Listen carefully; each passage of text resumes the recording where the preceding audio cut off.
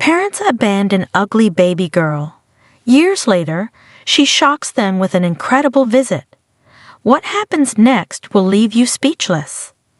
The hospital room was super quiet, as if someone had pressed a giant mute button. Usually, when a baby is born, everyone is happy and excited, but this time it was different. Dr. Martinez held up a tiny baby girl. She had curly, light-colored hair that looked like little golden clouds on her head. Her pink onesie was cute, but something wasn't quite right to her parents. The baby's parents, Olivia and Ethan, looked at each other with big, worried eyes. Their faces were all scrunched up, as if they had just eaten something super sour. "Is our baby okay?" Olivia asked, her voice shaky. Dr. Martinez tried to sound friendly, but was a little nervous too. "She's perfectly healthy. She just looks a bit different." Olivia and Ethan couldn't stop staring. Their baby's face was all puffy and weird-looking. She had funny marks all over her skin. Her hands were a bit twisted. This wasn't the cute, perfect baby they had dreamed about showing off to their friends on Instagram. When it was time to leave the hospital, Olivia and Ethan acted really strange. They didn't smile or talk much as they filled out the paperwork. Olivia held the baby carrier, but looked uncomfortable, as if she was carrying a heavy box instead of a tiny baby. "Let's go home quickly," Ethan whispered, looking around nervously. At home, things felt weird and sad. The baby's room, which they had painted pink and filled with stuffed animals, now seemed too quiet. Olivia put the baby carrier on the floor and didn't even pick up the baby. "What are we going to do?" she asked Ethan, her voice trembling. "We can't possibly show her to our friends and family. What would they say?" Ethan just shook his head and left the room. They took care of the baby for the next few days, but they didn't cuddle or sing to her like most new parents do. They didn't even give her a name. 3 days later, Olivia and Ethan did something really heartless. In the middle of the night, when it was dark outside, they drove to Happy Hearts Orphanage. They left their baby girl right there at the front gate with a note that said, "We can't take care of her. Please find her a good home." As they drove away, leaving their baby behind, they had no idea that the little girl they thought was too ugly to love would grow up to be someone amazing and pay them a shocking visit. Life was tougher than a $2 steak for the little girl in the orphanage. The other kids weren't very nice because of how she looked. They called her names like Lumpy and Squashy. She had trouble eating with forks and spoons because her hands were slightly deformed. But one person at Happy Hearts saw something special in the little girl, Miss Harmony. She was the nicest lady you could ever meet, with a smile that could light up the whole world. "Listen up, sweet pea," Miss Harmony would say, giving the girl a big, warm hug. "You've got something magical inside you. It's brighter than any star in the sky, more colorful than a whole box of crayons. Don't let anyone make you feel bad about yourself, you hear me?" Miss Harmony named the girl Poppy because she said Poppy's smile was as pretty and bright as a field of flowers in springtime. As Poppy got bigger, she became braver and tougher.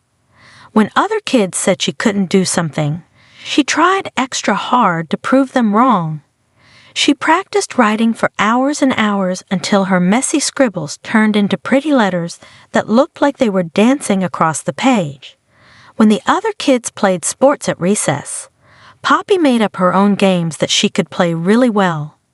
She was the champion of hopscotch twist and shadow tag, but sometimes things were still hard for Poppy.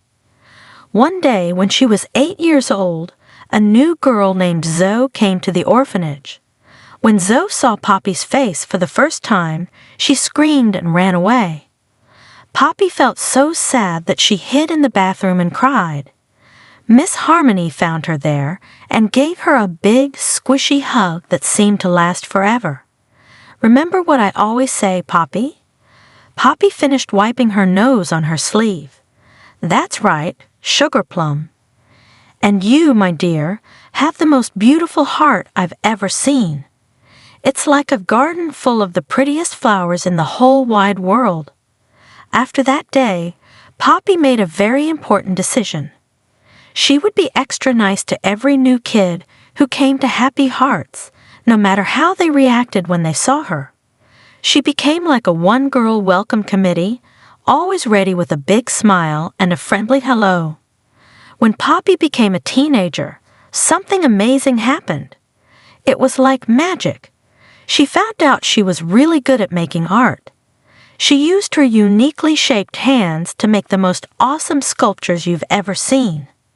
It was like her hands knew exactly how to squish and mold the clay to make incredible things. Poppy called her art Different is Beautiful and made clay figures that looked kind of like her, but in the coolest way possible. Her sculptures were like a crazy mix of people, animals, and shapes, all swirled together in a rainbow of colors. One day, a lady named Mrs. Sparkle came to visit Happy Hearts. Mrs. Sparkle owned a fancy art gallery in the big city. When she saw Poppy's sculptures, her eyes got as big as dinner plates. "Oh my goodness!" Mrs. Sparkle exclaimed. "There's something magical about your art, Poppy. It's like you're showing everyone how beautiful and amazing being different can be." Mrs. Sparkle offered to organize an exhibition at her gallery in the city. The news spread through Happy Hearts Orphanage, with Miss Harmony helping Poppy prepare. In the weeks before the show, Poppy worked hard on new pieces and perfected her existing ones. Poppy's first art show, Different is Beautiful, was a success. The gallery displayed her colorful sculptures, each telling a unique story. Art critics, locals, and even a couple of celebrities attended the show. As the night went on, a tall lady with purple hair approached Poppy. "Hi, Poppy. I'm Jasmine," the lady said with a smile. "I work for a modeling company called Unique Vibes. We like models who don't look like everyone else. We think different is beautiful, just like you do. I think you're absolutely perfect for us." Poppy's jaw dropped. Her? A model? It seemed as impossible as an elephant doing backflips. But then she remembered what Miss Harmony always said about her inner light. She took a deep breath and stood up tall. "Okay," Poppy said, her voice quiet but strong. "I'll give it a try." What happened next was the craziest, most incredible roller coaster ride ever. Poppy was in photo shoots where they dressed her up in the fanciest clothes you can imagine. She walked on runways, strutting her stuff like she owned the place. She even got on magazine covers. People all over the world fell in love with Poppy's unique look. She made lots of other people feel good about being different, too. As she approached 18, Poppy knew it was time to leave the orphanage and start life on her own. With the guidance of Miss Harmony, she found her first apartment. It wasn't huge, but it was hers, a place where she could sculpt, draw, and create. Being famous wasn't always easy. One day, Poppy was reading comments about her latest photo shoot online. Most of them were nice, but then she saw a comment that felt like a punch in the stomach. It said, "Who would give up a baby? Only terrible people do that." That comment hit Poppy like cold water. She knew she had been left at an orphanage, but seeing it online made her feel sad and a little angry. Poppy decided it was time to solve the mystery of her past. She was going to find out the truth about her birth parents, no matter what. With the help of Miss Harmony, she got a private investigator named Jack Sloan, a former police detective known for his tenacity in solving cold cases. Jack started by examining the records at Happy Hearts Orphanage, focusing on the note left with baby Poppy. He ran a handwriting analysis and checked for any fingerprints that might have survived. Unfortunately, these initial leads didn't pan out. Next, Jack widened his search. He combed through hospital records from around Poppy's birth date, looking for any births that matched her description. This process was tedious, involving countless phone calls and visits to various hospitals in the area. A breakthrough came when Jack discovered a birth certificate for a baby girl who was born during the period Poppy was left at the orphanage. The parents' names were listed as Olivia and Ethan Thompson. Digging deeper, Jack found that the Thompsons had moved away from the area shortly after Poppy was born and abandoned. Jack traced Olivia and Ethan's movements over the years using his network of contacts. He followed a trail of job changes and address updates. After weeks of meticulous work, he finally got their current location, in a suburban neighborhood just 2 towns away from the orphanage. With trembling hands, Poppy held the folder containing all the information Jack had gathered about the people who might be her parents. But with Miss Harmony's encouragement and her own courage, Poppy knew it was time to face her past, and possibly change her future. She would pay them a shocking visit. Poppy's heart was racing as she stood outside a regular-looking house. She wore a sparkly dress, much fancier than the clothes she used to wear at the orphanage.